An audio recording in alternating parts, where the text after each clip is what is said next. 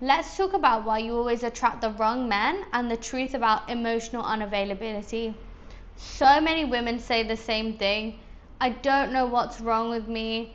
I keep attracting emotionally unavailable men.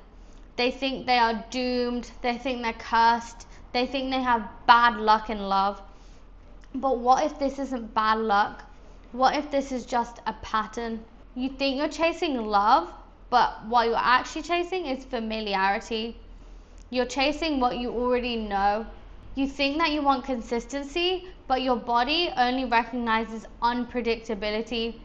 And that is what is the most confusing part about this, because you want something, but then you actually don't know how to receive this thing that you want. And the chaos, the unpredictability, the instability, it all feels very attractive because it mirrors your childhood, not because it's safe, not because it's love, but because it's familiar. Welcome back to my series called Daddy Issues, where we're going to explore the father wound, inner child healing, and feminine embodiment. This isn't about blaming anyone. This is about understanding the pattern and understanding your emotional blueprint so that you stop replaying the same stories in different bodies. So let's look at what's really happening when you attract an emotionally unavailable man. Okay, so you meet this man and it feels so exciting, you feel so electric, you feel like you have this crazy connection between you. But he's inconsistent, he's a little distant, and he's mysterious. And instead of walking away, because in a normal, secure person, inconsistency, distance, they would be red flags. You would think, nah, this isn't for me. But if you have a father wound, you actually feel more pulled in towards this man because he mirrors your father. He'll give you just enough to keep you hanging by a thread. So he'll give you some fun times together, he'll give you some crumbs of attention, and then distance. And this leaves you feeling so confused. This creates emotional whiplash because you go from like so much love and attention to nothing, to distance, to being ignored, to feeling like you don't exist to him anymore. And this creates a loop.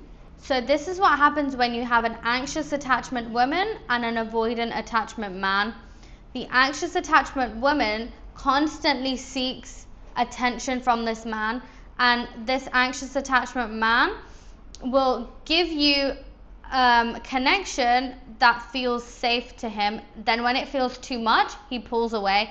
But then the anxious attachment woman feels like, oh my God, why is he pulling away from me? Did I do something wrong? Is there something wrong with me?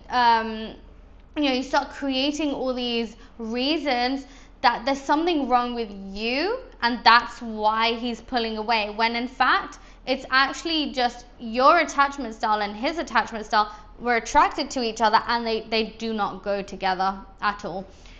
So what needs to happen is you need to heal your attachment style, this anxious attachment where you're accepting breadcrumbs and scraps, to stop avoiding, to stop attracting this avoidant attachment man and actually attract a secure attachment man. So when this man pulls away, you start making excuses for him, like, oh, he's just busy, he's just at work, or maybe he hasn't checked his phone, or whatever the excuse is. You start creating excuses for him. And what is actually happening is you've created this version of him in your mind that, you've made up something that just isn't real. When in reality, he doesn't want to text you.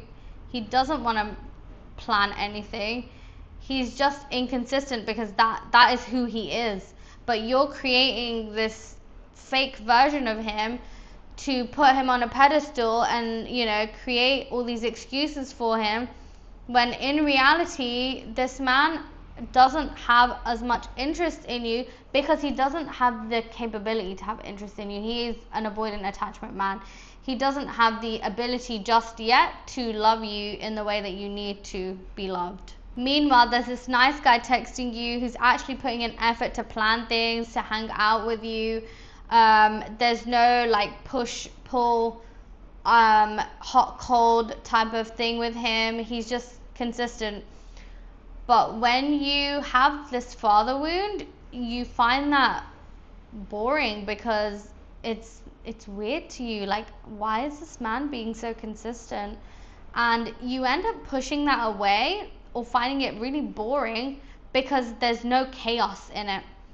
And what's actually happening is you're seeking the chaos from this avoidant man. When you've got a secure man, you're seeking the chaos from the avoidant man because what's happening is there's no anxiety in your body. So you know when you're getting this butterfly feeling around somebody, that's actually anxiety. It's not normal to feel butterflies around a partner who makes you feel safe and secure. What you're actually supposed to feel is peace and calm, not anxiety and butterflies. You're wired to think that's normal because you're used to chaos. Attraction is not random. It's not about looks, it's about your subconscious seeking familiarity.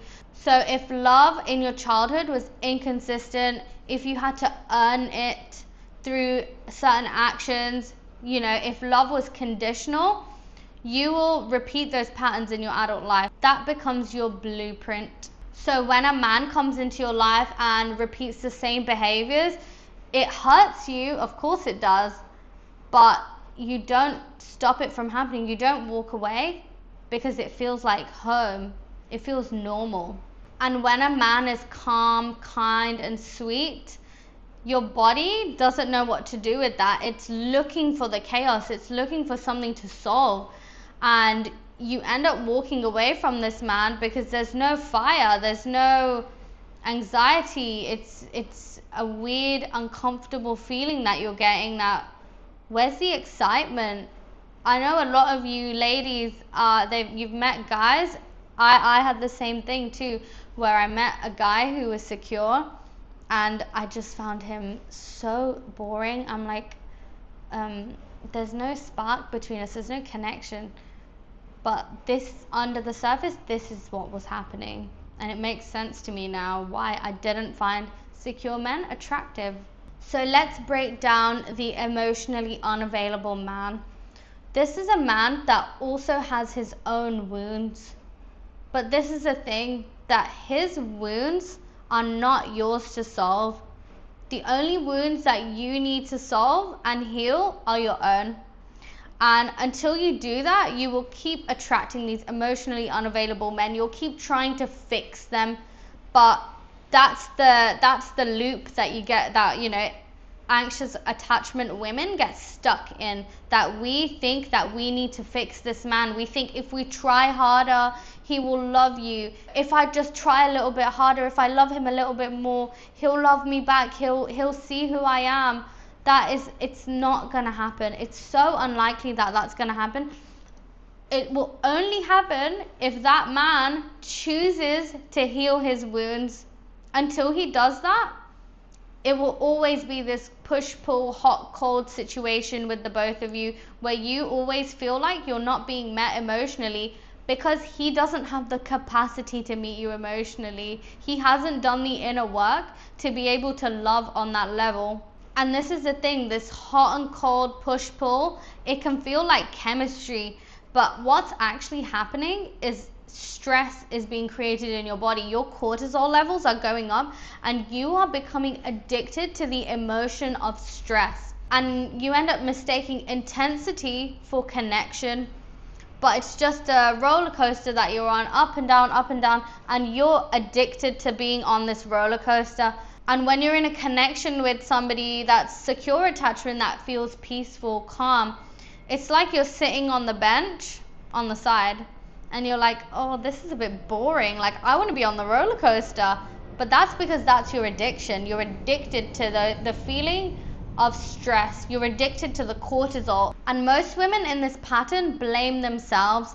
But really, you've got to spot the pattern. You've got to understand that you are this anxious attachment woman chasing this man constantly. You're chasing him and he keeps running away. And I understand this pattern very well because I used to be this anxious attachment girl that chased love, that chased a man. And my last relationship lasted about 4 years. And the entire relationship was him coming close, pulling away, coming close, pulling away. And I got so fed up of this chasing that I just let him do whatever he wanted. I got so sick of it. But then when I ended that relationship, I realized that I still had this anxious attachment. I still used to think that this man, like if I was talking to a guy, that, oh, he's not interested in me anymore when he's not texting me, because I was still anxious attachment. I still hadn't healed the core wound that was inside of me. And I realized that I'm not addicted to bad men.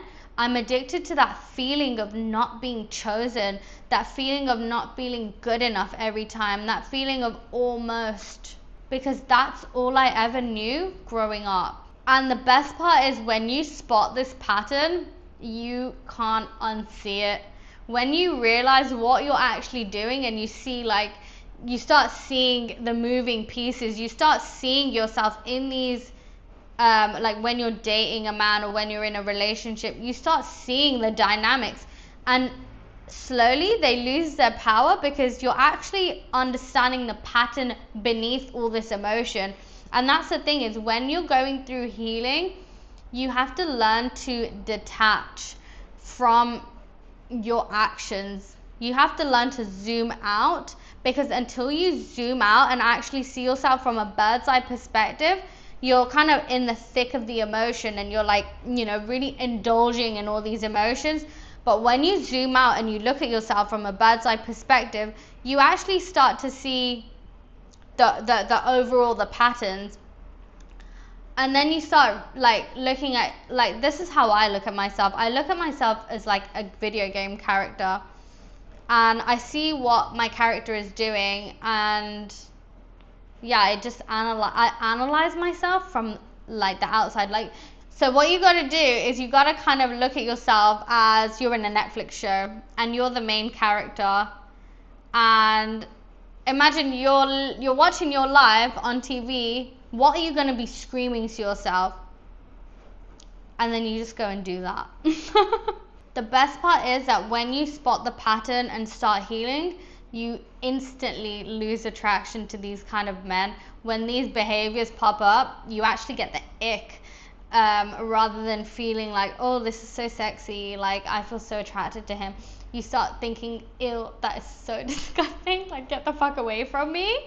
And it's pretty funny actually, because I used to always go for these like bad boy, like drug dealer type of dudes, and yeah, all of them were just so fucked up and traumatized, and so was I, and it just never worked. I was always miserable. They were always thinking that I'm too much and I needed too much love, when that couldn't be further from the truth. We just didn't go together. What once felt exciting and intense starts to feel unsafe in your body. Alarm bells will literally start going off when these kind of men start talking to you. You'll get the ick.